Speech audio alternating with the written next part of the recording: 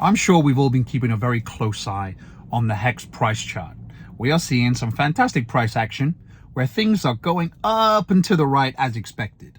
Now, it's not going up in a straight line, of course. It's going up and it's dipping, it's going up and it's dipping, but it's trending up and to the right. Now, those little dips are, if you can believe it, people selling out of their positions, either selling some of their bag because they're excited about the price appreciation, or there are folks with a trading mentality who are simply unable to sit there and appreciate the upward trajectory for what it is, and are looking maybe to time the market and really look to capitalize on some of those dips. Now, I'm going to be candid. I really don't think that's a wise decision. I've seen this so many times before, and you've either got to be the luckiest son of a bitch in the world or a fantastic trader with uncanny timing to really not let price run away from you in these situations. You all know my take on this. This really is, in my opinion, just the beginning. So I think that you may have seen my short earlier on. Price has a very good chance of running away from you if you sell out of your positions right now.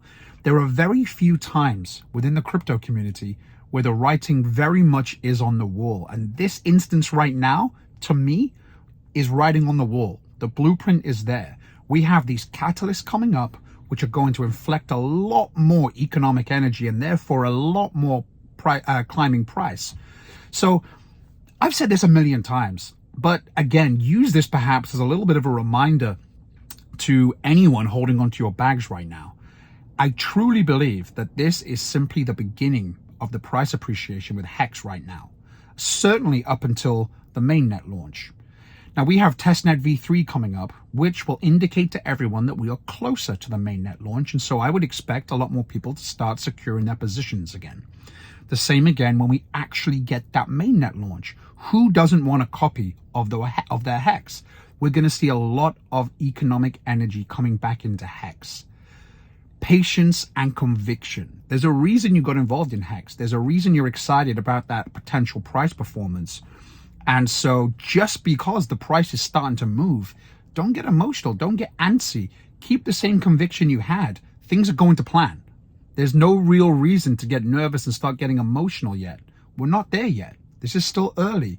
We're going to see this climb, I think, continue onwards and upwards.